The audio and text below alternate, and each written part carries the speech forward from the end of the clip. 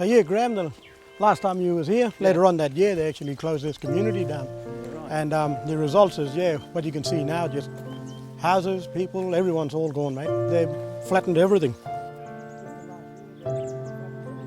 Pretty much, it's completely different to how I remember it.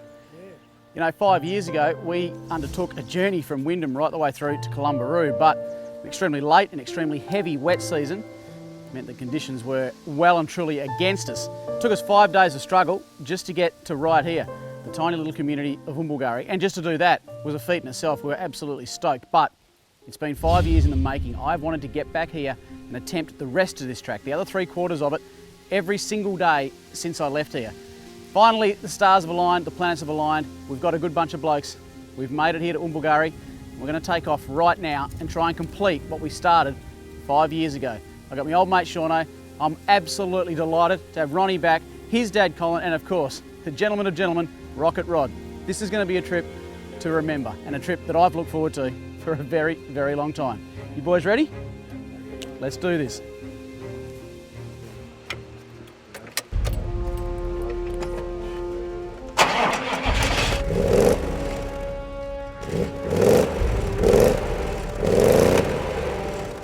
The overall aim of this trip, of course, is to complete the journey from Oombulgurri to Kalumburu. However, this is a significant distance, and we estimate that in this DVD we will only complete the first half of the journey. These days, both the ferry service and the air link to Oombulgurri are no longer available. That means your only way to get to this remote settlement is by 4-wheel drive. 24 hours ago, we left the gates of Home Valley Station bound for Oombulgurri. Ah, this is it. This is it. Hey, Ronnie, you got a copy, mate? Yeah, mate, go ahead. 5 years I've been waiting to do this. I always think back to that big one we did, and it's a privilege, and it's an experience, a thrill. I'm just so excited to be back up here having another crack at this, mate. Yeah, no, you're welcome, mate, and I'm glad you brought a couple of your mates along. You might need them to pull you out in difficult situations, yeah? Yeah, I'm just happy to be here for the main event. We're going to be in for a really good time, mate. No doubt about it. Well, Ronnie, I've been looking forward to the Kimberley, mate, for as long as I can remember. It's been a long time coming for me. I've been dreaming about coming up here, mate, and here I am, finally here. Get a load of those Coburn Ranges behind us. What a gorgeous start. Oh yeah, mate, I'll tell you what, I've been living up here all my life and never get sick of the scenery up here. And I can see why. In every direction you look in the Kimberley, you're greeted with the most breathtaking scenery you can imagine.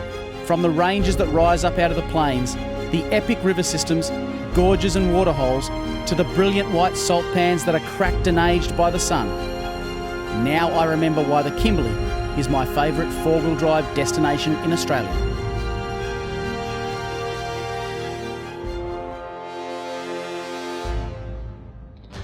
We are approaching our first major river crossing of the trip. Yeah, hey Graham, we're coming back down to that place you love, Jurek Crossing. Yeah, I remember these rocks, mate. I remember them well. They haven't changed one bit. No, mate, no matter how much times I move through this country, they always stay in one spot. Unless you throw them out of the way like Evil just done. Holy moly, how rough can you get? Yeah, I'm starting to wish that I had a bit of foam on the roof and on the windows. Getting smacked around that much, Shauno. This is the very upper reaches of the tidal section of the Jurek River. The tides in the Kimberley are some of the biggest in the world, and right now we're experiencing a major low tide. Once that tide comes rushing back in, the fishing right here can be amazing, but these birds don't seem to mind it as it is right now. Hey mate, I don't think the weather could be any different now than it was when we came through last time. Remember that big storm that was coming in? Yeah, a lot drier, mate. I'll tell you what, when you came through in the wet season, mate, that made a lot of things difficult. That's one major river crossing done and dusted. Now, as we're trying to get to Oombulgurri in one day, we came upon our second river crossing before we knew it. Oh wow, that couldn't be more different if it tried. When I came through here last time, the water was about grill height. This right here is Moon Crossing. To me, this signifies that we are getting extremely close to Oombulgurri right now. We've got one more, which is the big legendary Gila Crossing, which means for us, although we've been driving all day, we are now going to start the first leg of our big adventure up to Kalumburu, fingers crossed. Moon crossing, done and dusted. Look at that light, oh my goodness. Kimberley, late afternoon. It's like no other place on earth, in my opinion. And that down there is just breathtaking. Absolutely breathtaking. I have to admit, I thought there was no way we could make Oombulgurri in one day. Last time I was up here, this trip took me 5 gruelling days of low-range four-wheel driving, and yet, right on sunset, we're at Gila Crossing, only 30 minutes from Oombulgurri. Hey, Ronnie, is this what I think it is, mate? Yeah, mate, this is it. This is the Gila Crossing. Last time we did this, I swam across the crossing and I prayed. I hoped, I had my legs crossed, my fingers crossed, everything I had was crossed, that I didn't come face to face with either Kinky T or a crocodile. I'm quite enjoying the fact you don't have to swim with crocodiles to get through. That's a good thing. Gotta love doing tracks this time of day, innit? All the beautiful scenery around here. Isn't it? Have a look at that behind us. Sensational. Looking at that Gila Crossing right now in picture-perfect ideal conditions, I can't help but think back to how we crossed it 5 years ago. The river was in flood, it was raining, and there was no way we could turn back. I'll tell you what, Ronnie, you've really got to talk to your road crew out here, mate. These roads are atrocious. Hey, mate, my road crew, they're more worse than the main road crew. I've taken a holiday for about 20 years. Well, I just took out another tool cabin on the passenger side. That makes tool cabinet number 4. I think I've taken one out in every state now. Yoo-hoo!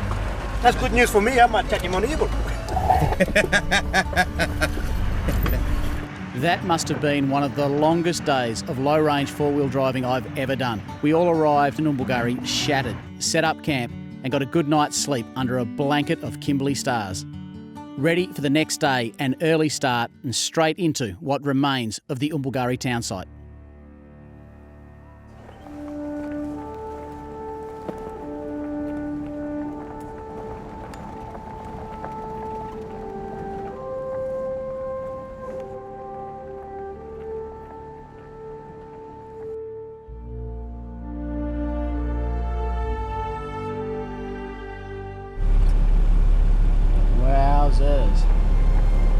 So different. Ronnie, where is everybody?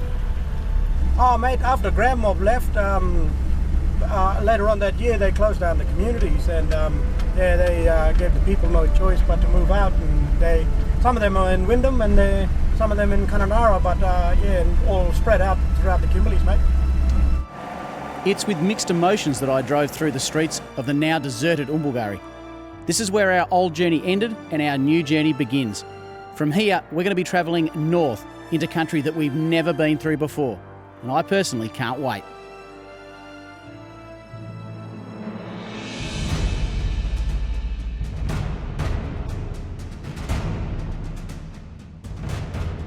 This right here is Tidal Marsh. Now, ordinarily, you wouldn't catch me for dead out here, but of course, Ronnie knows exactly where he's going now. When they get the big king tides up here, all of this would be full of water and you wouldn't be able to drive on it for days. We've had a king tide for quite some time. They've had no rain, of course. It's been a very, very dry, wet season. So it's quite safe to drive on them, but there are some patches, like this one coming up right here, really quite soft and slippery. If it does look too much, be ready just to evacuate and get straight out. Hey guys, I hope you're all in high 4. It looks a bit wet out here. Are you sure about this? No, not really. I like that. Oh, it is wet. We're not taking any chances here. As you can see, Ronnie's decided to get directly off that wet patch. Like that? Yeah. Get into it. And I'm going to do the same, but I'm going to try and keep out of his wheel ruts. Yoo-hoo! Good stuff, guys. Oombulgurri drift, here we come.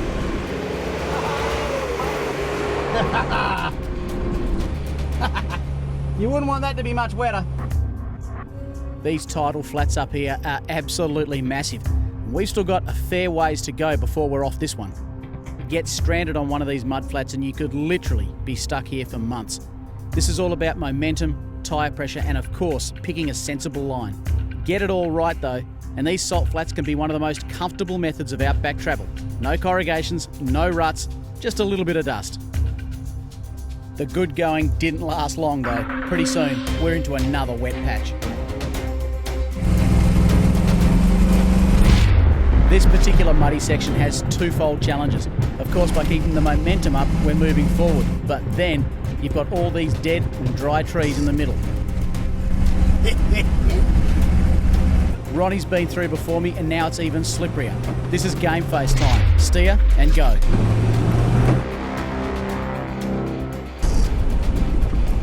Wowzers, it is soft out here.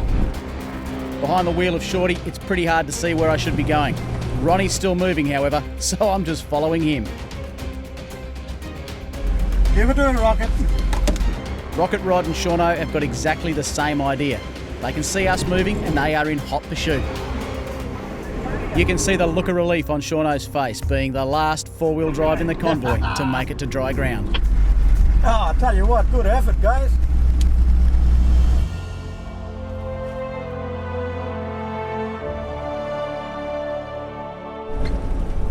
It is absolutely stunning through here. You know, something that never fails to blow me away up here in the Kimberley is just how diverse the landscape is. Of course, just an hour or so ago, we were down on some flats, and now coming down to this real, absolutely stunning valley. The changing landscapes mean that you never, ever get bored with where you're driving through here. Of course, it's very hard to get bored too when the entire place is four-wheel drive. And talking about four-wheel drive, the track is about to get a lot tougher. Yeah, guys, we're coming up to one of the major jump ups here along this track called Lovejoy Jump Up. If it's got a name, it's bound to be gnarly. Show us how it's done, Ronnie. I'll give you a bit of room, mate, because you are scrambling and spitting rocks and going crazy there. Oh, mate, that first little bit there is a bit of a jump up. The Kimberley region is crisscrossed with ranges, and at some point, no matter what you do, you're going to have to cross them. What we're going to do here in old Shorty is just crawl up this because it is quite a step. They're almost always stony, steep and full of loose rocks. Just love this little truck. Yeah, it's a good fun little climb that. It keeps going. Shorty is no stranger to this. Look at the old girl go.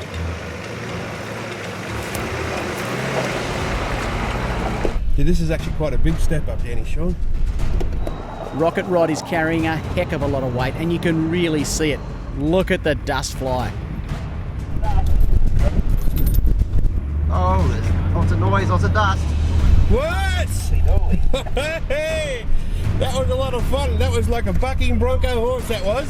Righto, time for Shauno. It's insane, dude. I'm coming up. He's not wrong. That's a pretty big little jump up. Shauno's been itching to get into the Kimberley. I did warn him about this type of terrain, but it looks to me like he's got it covered.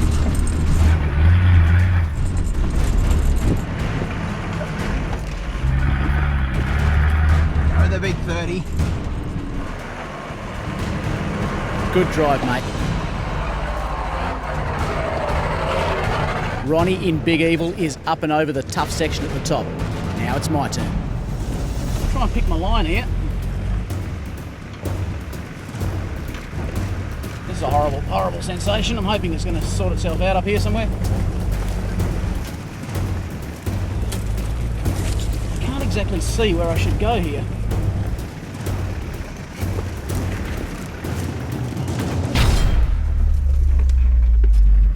Okay, time to reevaluate. Go around here a bit. That's a better line.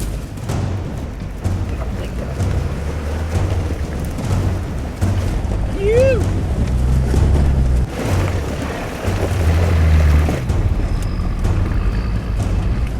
Oh, well done, mate. Well done. Pretty scrambly through there. You!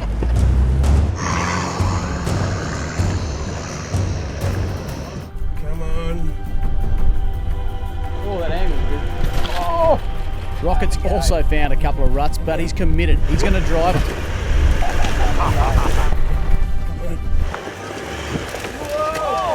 He's got some serious wheel lift and also a serious look on his face. Come on. Yeah! What an animal. What an animal. There's some pucker up moments there, mate, I tell you. All right. Gonna bring the old girl up.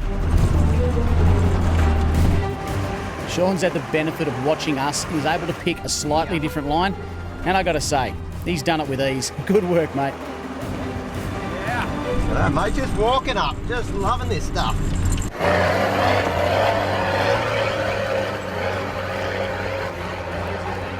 I tell you, the old Dirty 30, got a lot of respect for that truck. Shush, don't tell him that. Yeah, no, I won't. I'll leave it till you guys go. Always been a fan of a hill with a view. Look at that. Are we camping up here? Yeah, mate, we'll camp up on top of this hill here. All right. And views in the morning will be spectacular. Well, we can't get them from here. Let's get up there. Let's go. Let's go. We've put in another big day, and as you can see, we're arriving into camp right on dusk. Time to get the swag set up, get the rooftop tent out, get a fire going, and settle in for the night. How easy is that? Another 30 seconds of fiddling, and I'll have bed ready to rock and roll.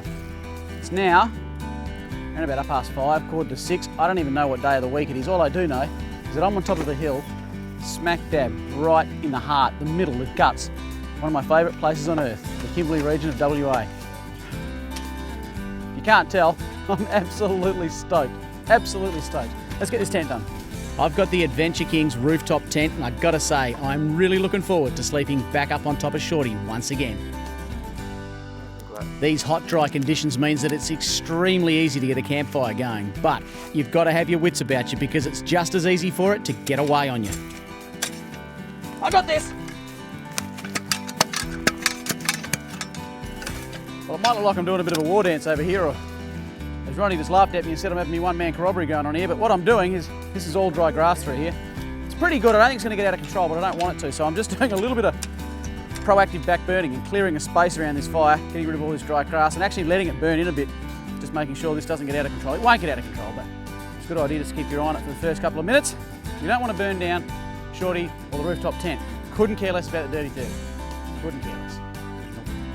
Mate, it's tougher than fire. It's tougher than fire. I'm tougher than fire.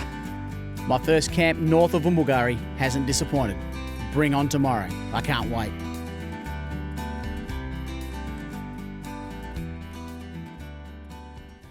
Stick around, folks. This adventure is only just starting to heat up. In Chapter 2, we continue to push further north, deeper into the remote heart of the Kimberley.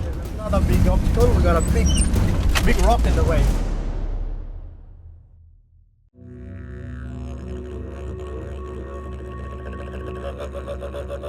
Right here, in perhaps the most remotest part of the Kimberley, we're about to start a brand new day. But before we can get back on the track, Sean's got a few mechanical gremlins he has to sort out. Yesterday afternoon we noticed a few little gremlins starting to appear in the old girl, and one of the main problems I found out straight away was as soon as I put my foot on the clutch, it was really hard to actually engage the clutch. The second thing I noticed was when I went to turn the vehicle off and I still had my foot on the clutch, it wouldn't turn off until I actually released my foot off the clutch. Now, a 12HT is a vacuum operated engine. Essentially everything is run off the vacuum. You know, the brake booster, the clutch, and everything's pretty much vacuum. So what we're doing is we're trying to follow all the vacuum lines. I've got a feeling it's something to do with the vacuum lines, and hopefully there's a leak. Just one of the hoses has fallen off and we'll be back in business. It's not the end of the world, but when you do find something wrong with a vehicle, it pays to really try and diagnose it straight away and don't keep driving with it like that. While the lads work on getting Shauno back on the tracks, I'm taking care of the important stuff, breakfast. Hey boys, breakfast ready?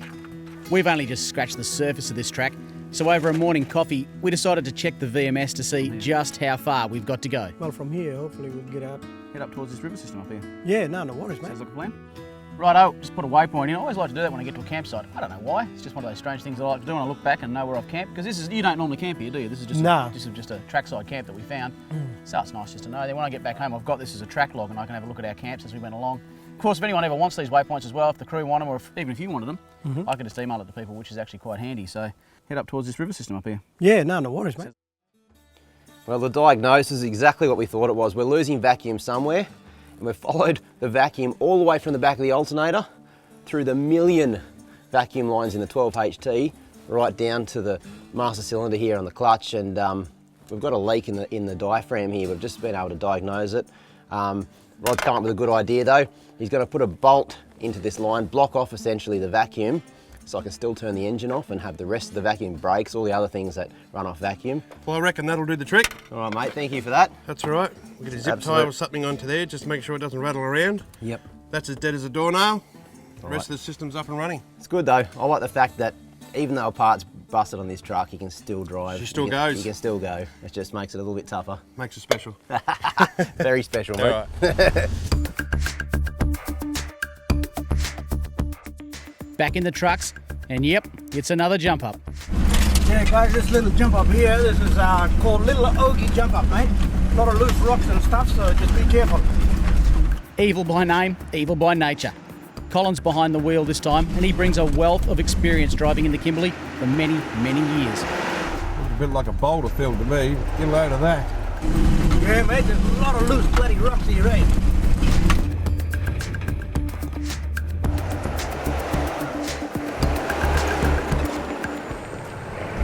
Yeah, we made it to the top there. Next. Evil's eaten that challenge. Now it's my turn.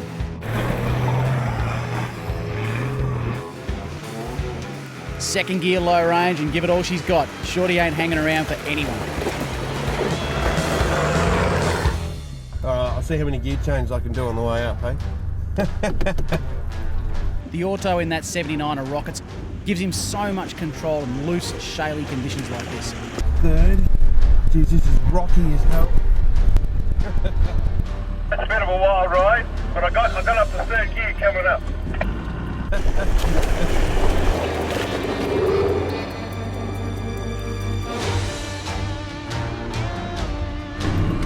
Oh, just loose rocks absolutely everywhere. It's this sort of stuff, it's not that hard to drive, there's heaps of traction, but as soon as you start spinning tyres, start spitting rocks out, then you just come to a complete standstill. So I reckon the key to this sort of terrain is just almost put your foot down, keep that momentum, here we go, get that momentum going, bouncing, hee-yah, hoo-ah, hoo-ah, yeah. There we go, like a Bronco. Beautifully done, Shauno. Beautifully done.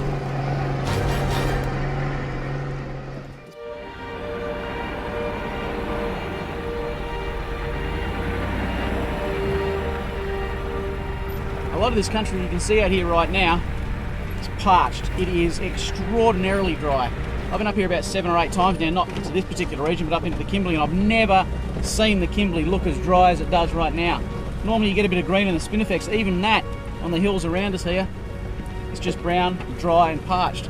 We'd hoped this next creek would have just a bit of water in it, but no, she's bone dry.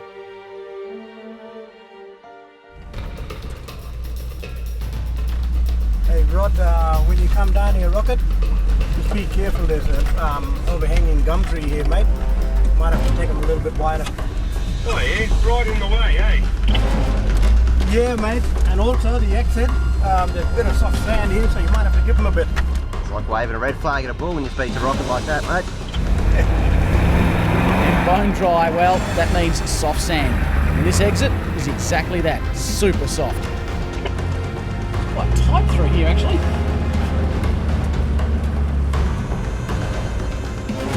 Yeah, just watch yourself through here, Robert. She's a bit tight, mate.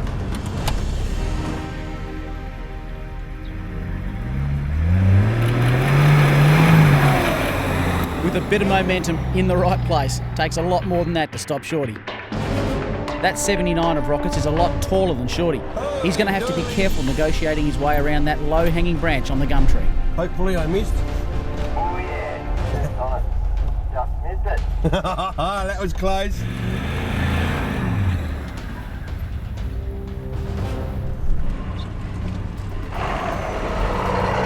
Come on, Shauno. Might be the first time we've had a sandstorm in the Kimberley, mate. I'm going to come up here.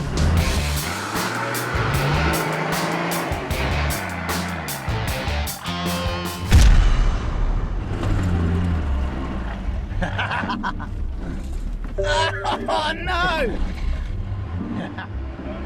I was trying not to change gears. That's more of a dust cloud than a sandstorm, mate. Hey! Well done. What gear were you in then? Hey, I think I tried them all. I don't know. The wrong one was the answer. Yeah, no. I'm always keen to learn as much as I can about bush tucker around Australia, and who better to learn from than those blokes that have lived in the Kimberley their whole lives. Right. Best thing is, you've got a piece of bread with your butter. Oh, yeah. Come here, find the thing. Just shake it on there. You got honey. Got honey. Yeah. This right here is a member of the Banksia family, and at this time of year, they're in full bloom. Lolly tree. They contain a sweet nectar that was favoured by the local inhabitants out here as a substitute for sugar. And you lick it a little bit, and it actually tastes like icing, cake icing. Mine tastes like diff oil. Hang on to me truck. It's extremely sticky. It's just like sticking your hands into a pot of honey. It literally tastes just like honey, kind of sugary honey. Now I've got sticky hands.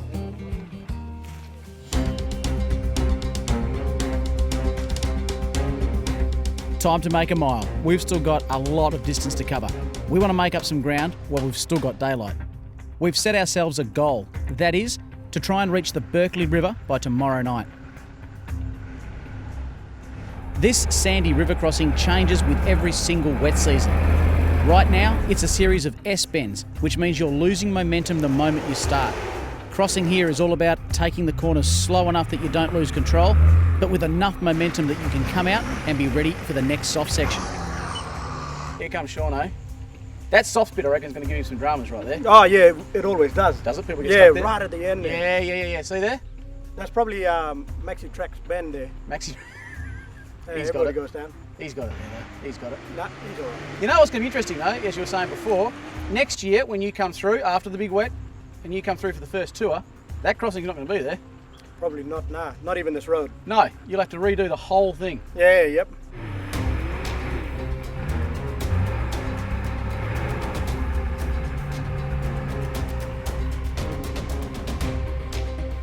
Almost immediately, we're into our next little challenging section. This track just doesn't give up.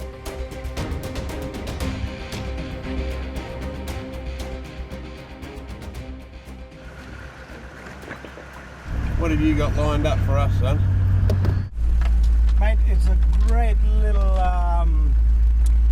what you could call it, two-sided pond kind of thing with a sand dune in the middle.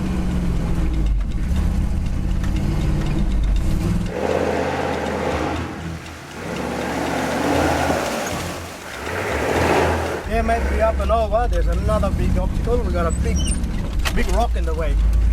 I think you've created another gorge in the middle of the Kimberley.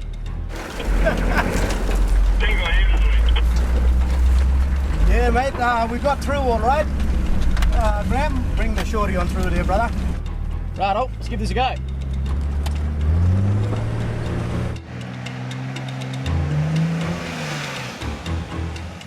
God, such a featherweight car.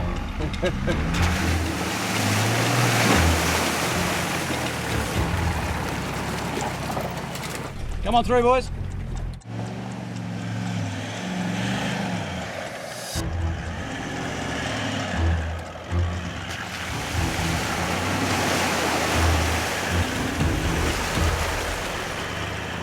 Not too bad, the sand's just ultra soft. Yeah, copy, bud.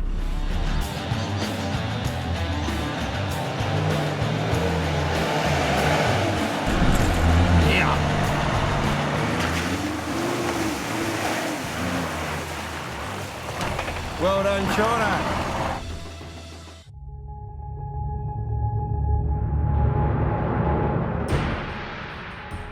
It's coming up on my favourite part of the day in the outback, of course, being a photographer. That is late afternoon, or what we call the golden hour. Ronnie's told us he's got a very special camp for tonight, so we're probably not going to have time to stop. We want to get into camp well before dark so that we can enjoy what Ronnie says is one of the nicest parts of the track.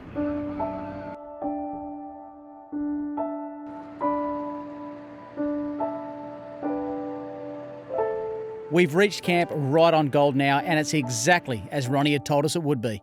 This place is absolutely stunning.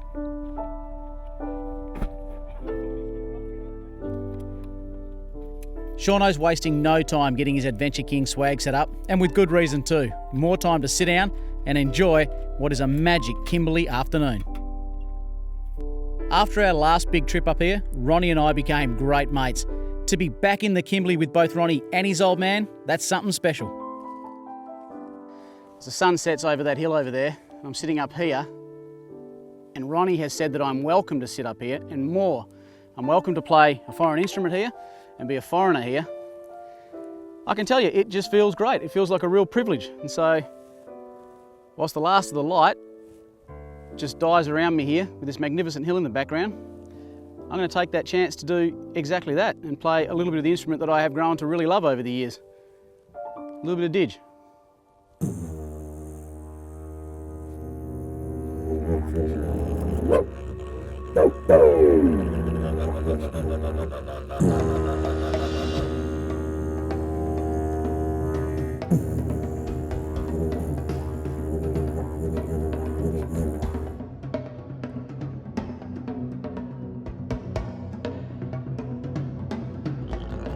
Today's been perhaps one of the best days I've ever spent in the bush. We've got the camp set up right now and Shauno is stoking the fire because it's his turn to cook and I'm starving. Tonight on the menu we've got beef vindaloo. As Ronnie likes to call it, beef on the loo, and I don't blame him really. I'm also going to cook up some rice and some flatbread. So I'm going to call on Ronnie. I'm going to cook the flatbread. Yep. I'm going to get you in charge of the curry. Do you like a curry, mate? Yeah, mate. Right, mate, do you want to start with the onions? I'm going to start with the flatbread. Right, now the first thing with the flatbread is the water. I'll put a bit of yeast, a bit of sugar, a bit of salt. I'm going to let that sit in the water. Let the yeast do its thing. It should foam up. I don't know yet. We'll see. What's that for, mate? Right, we've got the camp oven on heat. It's got a bit of oil in it already. I'm going to start putting those onions straight in the camp oven, mate. Curry out here. Yep. So what's the secret ingredient here, mate? Is this it? Yeah, look, beef vindaloo, mate. Basmati rice? Yeah, Know how to cook that? No, well, that's actually your job, beef So vindaloo. you want me to take care of this? If you could. Yeah, okay. That's enough for 17 people, yeah, right. That's right, yeah. Done. Yeah, mate, that water's been sitting for probably about 10 minutes now. I'm going to add the flour. There's one. Yep. There's two. Big three. There you go. We're starting to just mix that dough up into a nice consistency. That's starting to work out quite well, actually. That's almost the perfect number there. Wait, it's getting there. Don't look at it like that. Can you do us a favour and get Yes. the beef out of the Waco? Like that? Yep, straight down. Yeah. Yes. There should be some I nice got it. rump steak, all cryovac up. You've got chocolates in here. What we'll do is chop into small sort of pieces. Yep. And just go straight into the camp oven, mate. Ooh, starting to smell good, mate. Yeah, Garlic, nice, onion, and beef, all starting to brown off. The next ingredient, vindaloo paste. It makes it real easy. What's happening with this? Garlic, just in case vampires come, mate. You don't- Yeah. These are just those crushed tomatoes. I'm making a good mess here. Look at that. Yeah. That's looking good now. Put that lid on. We'll turn the heat down. We'll let that go for probably about 20 minutes. That's probably just enough time to cook that flatbread. You'd be amazed how much water is required for 14 cups of rice. Tell you what, making damper or flatbread is a pretty fun activity. You sort of get your hands dirty. It's good for the whole family, especially the kids. If you've got little tin lids or something like that, let them loose to the flour and water. They can't go wrong. Okay, well, stop. Graham, you want to come over and have some fun? I like what you did there. Just sort of flat them out, and then they'll be good to go onto the frying pan or onto the grill. I'm going to put a bit of garlic on this one. Look at that, bit of garlic. Just sort of spread him right around. That's a lot of garlic. I'm going to put those straight onto the grill, onto the barbecue plate. This is going to simmer away. Graham's rice is coming together, so I've been told. And I reckon, mate, we're in for a treat tonight. Oh, yeah, mate. Oh, mate, I reckon that's just about done. That naan bread looks absolutely perfect. Ooh, look at that. There we go, we've got the beef vindaloo, nice and spicy. We've got the rice and the flat garlic bread. I reckon, as far as camping goes, it doesn't get better than that. Easy meal, and it tastes unbelievable. Perfect. Yeah. And that rice is amazing. It is. So good. Yeah, love the rice.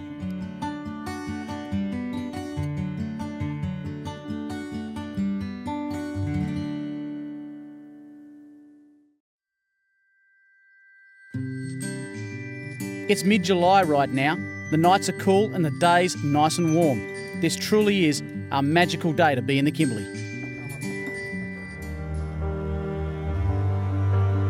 After a few routine mechanical checks, we saddled up and decided to hit the tracks But we weren't gone long when Ronnie pulled us up to show us something truly spectacular.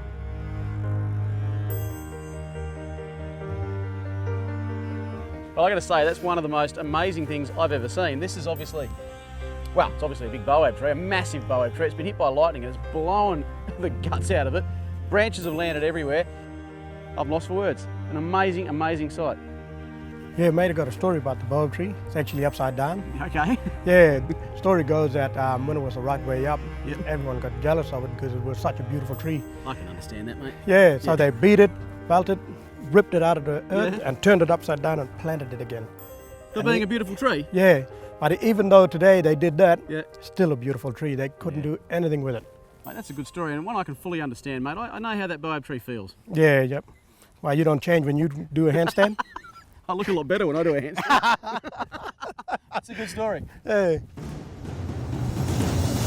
It's time to make a mile. We've got to keep the momentum up if we're going to make the Berkeley River by nightfall. Right here though, we've come across another one of the numerous Sandy Creek crossings that the Kimberley is famous for.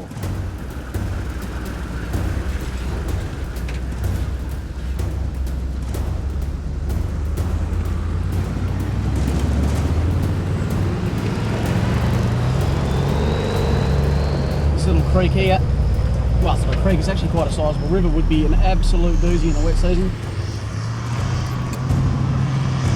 I'm not going to make it. I'm not going to make it.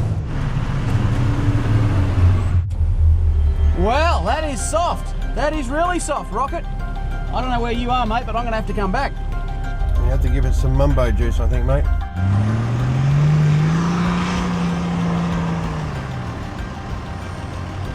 Goes to show, momentum is everything, tyre pressures is everything else. The boys have seen exactly where I went wrong, and they're not hanging around to make the same mistake. Yeah, that is pretty soft there, Shauno.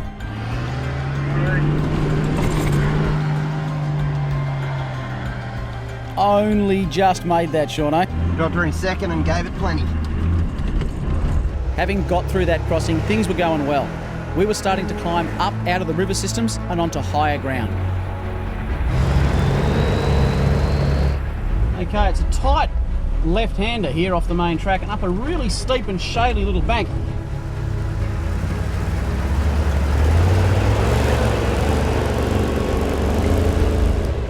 That was awesome, mate. There we go, that's actually remarkably steep.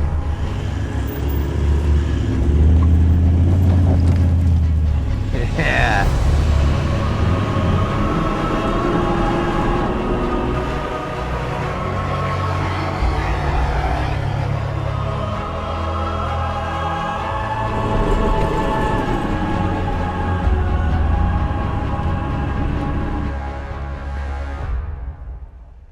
A few times now throughout this journey, Ronnie has mentioned to me a place that he calls paradise.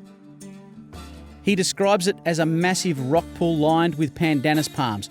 It truly does sound like paradise, but with these dry, dusty conditions, I just feel like he might have been pulling my leg, up until right about now. Ronnie's pulled us up. Apparently we're close to this place that he calls paradise, but it is so secret that he's going to need our help to try and find it.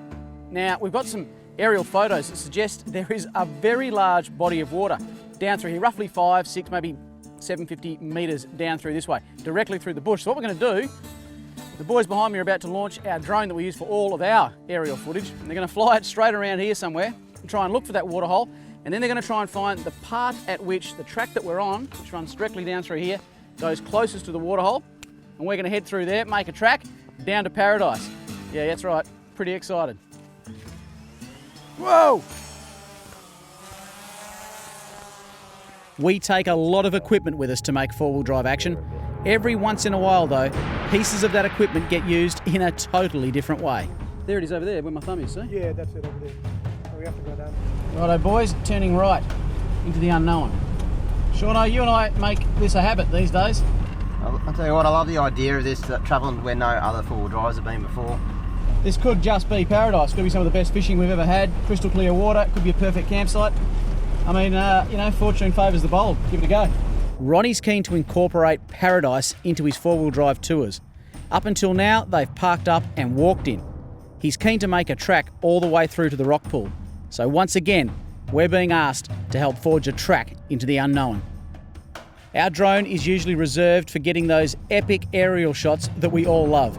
But in this case, it's being used to help us find paradise. And paradise we've found. Oh, would you have a go at this? Look at that river down there. Oh my goodness. Yeah, mate, she's beautiful. Oh, this is, well, literally paradise, eh?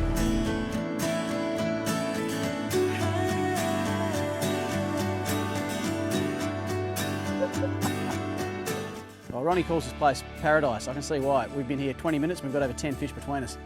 It's all fresh water through here. There's a little freshwater croc just sitting on a rock over there. There's plenty of bream. We're just hoping there's a barra or two in here. It's going to take a heck of a lot to drag us out of this place. It's little spots like this that really scream Kimberley to me. Fresh water, beautiful rock formations here, and of course during the wet this would just be an insane waterfall flowing into here. Love it, absolutely love it. I don't reckon you're going to get Shaun out here. You might have to use a wild horse or something to drag him out. Shaun is fish mad. You can't stop the bloke. He's wandered a little further down towards the sandy banks in the hope that he can nail himself a mighty barramundi. How good is this? Little barra, second cast. Something tells me this creek hasn't been fished in a long time. I'm putting back. Call it luck or skill. I know what I will. Well, Ronnie, paradise by name, mate. Paradise by nature. This place is insane. Mate, I'm going to have to tear myself away from this place. Yeah, But I'll be back I'm one going to day. have to tear you away from You here. are. Let's go, mate. I tell you what, paradise, eh? I'm sure it's probably got another name in language out here, but I'm pretty happy with paradise. I'll stick with that. That pool, I tell you, if you think about it, if that pool was somewhere where you could get to it a lot more accessible, there'd be a boardwalk down to it, probably a kiosk selling ice creams. Heck, someone would even charge you to go in there.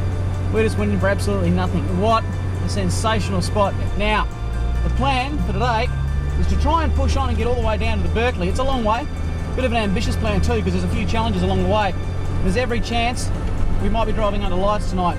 A little further on, we come across a small billabong. Now, we don't need to cross this, we can skirt around it, but doing so means that on the other side is another very steep embankment.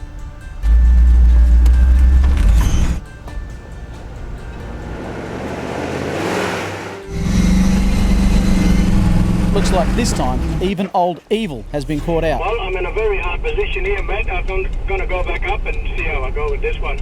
The perfect wrong spot.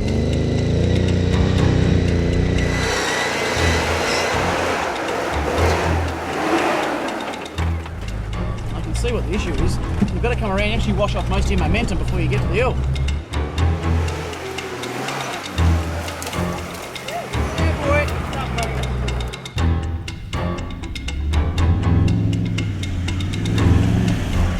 That's quite a jump up there, mate. It almost launches the front wheels off the ground completely. For the most part, this is what I would call an exciting and adventurous touring track. However, it's joined together with small, sharp sections that get the heart racing and keep you on your toes. And that, for me, is exactly what a great four-wheel drive track should have. Have a look at those ranges. That's the Campbell range over there. I know that because I've checked them out on the VMS. Every turn you take up here in the Kimberley, you're greeted with something as spectacular as that.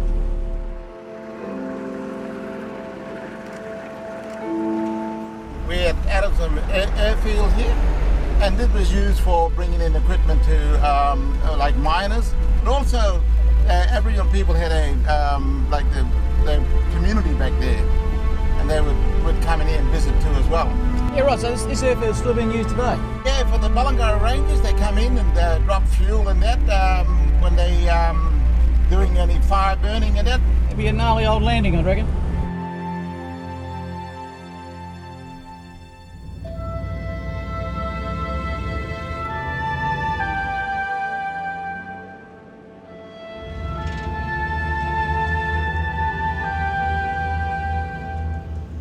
All right, well, I've just switched on my lights. Dusk came pretty rapidly as it does out here. You know what? I'm actually quite excited and glad that we're running into the night. Shaun and I have both got a set of 9-inch penetrator spotlights from NQ Crash. And as you can see, they work an absolute treat, turning night into day. And that is exactly what you need on any four-wheel drive adventure. How are we all travelling, boys? We all feeling all right as we push on into the night? Yeah, we're all good in front here, mate. Yeah, mate, absolutely loving this. Kind of love this nighttime stuff, just love it. bit of challenge here. Hopefully we'll get through all right. Call it steps. Ronnie calls this little jump up the steps. By day it would be challenging enough. By night, you've really got to have your wits about you. You're not joking about the steps, it just keeps going up there, doesn't it? Yeah, that's a nice little climb, that one.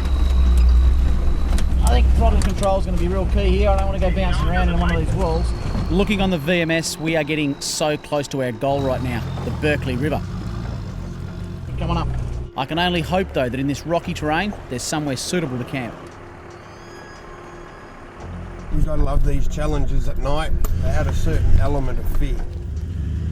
Ha! These rocks.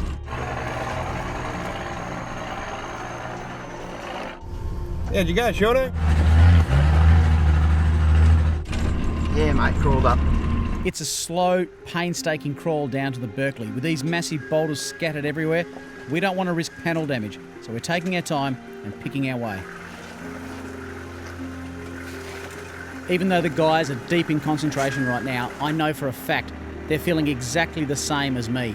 For everyone, this is the trip of a lifetime. It's right about here that I have to give a massive and heartfelt thanks to Ronnie for taking us along on this trip. Look folks, if you want to live the dream and do exactly as we are, get in touch with Ronnie and Just Over the Hills remote Kimberley tag-along tours for a trip through the Kimberley that you will never, ever forget. Whoa! I'm in hard. I'm driving Shorty through the Berkeley River.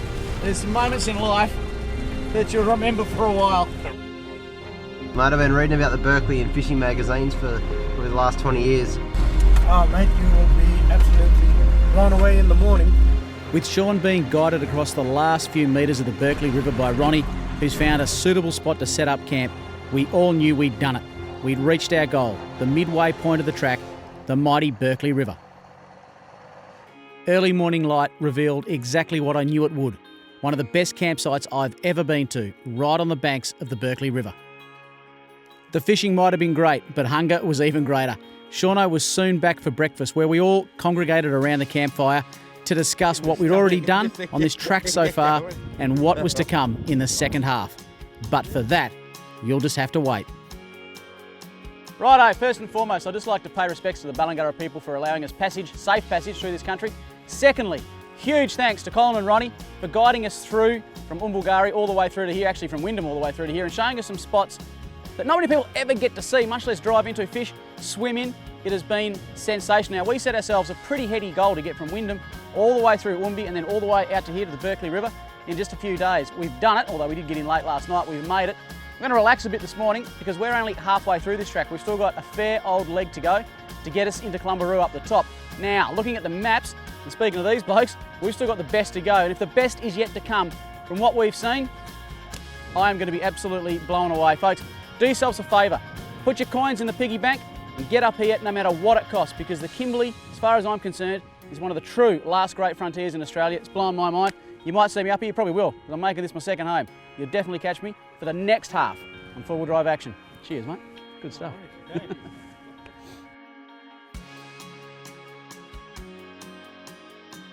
For more on this amazing Kimberley adventure and to find out all the details that you didn't see on camera, believe me, you're going to want to see everything behind the scenes on this adventure. And if this trip has whet your appetite, and I'm pretty sure it has, don't forget we've got all our old adventures available for download, including the one that started this trip, 151, our very first adventure into the Kimberley. And if you just can't get enough, you want to see more video content, more exciting adventures, competitions, and reader input, why don't you jump on our Facebook page and like it? See why over 1 million people have liked the Australian Four-Wheel Drive Action Facebook page.